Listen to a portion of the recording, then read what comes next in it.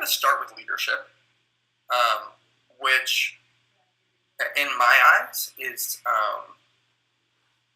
the quality of facilitating collaboration, meaning that the best leader is defined by an ability to bring out, cultivate the greatest in the people they lead. Gender is a set of societally fabricated ideas about how certain actions and qualities are associated with masculinity or femininity. And a person's gender is the combination of those qualities with which they do or do not identify. I'm part of the National Student Council, so my involvement this year has been primarily through that. GLSEN, by the way, like I said before, is the Gay, Lesbian, and Straight Education Network. Well, that's the original acronym, but it's become a much more intersectional organization and is not just concerned with gay and lesbian issues, but all LGBTQ issues, and more broadly, issues that impact marginalized people. But its focus is on advocating for LGBTQ youth in the K-12 school system.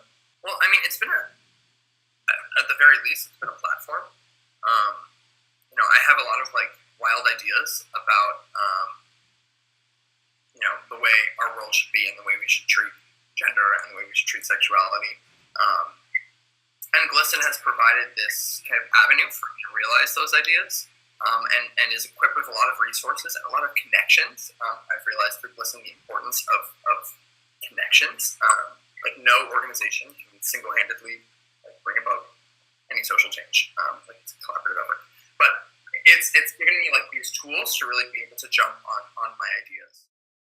I realized entering work in services that there's a broad range, a broad spectrum of gender, and my experience, my identity, is only a small sliver of that spectrum. So, although I can do my research and ask questions, learn and come to understand elements of the experiences of members of other gender communities, I will never be able to empathize and understand with full capacity those experiences.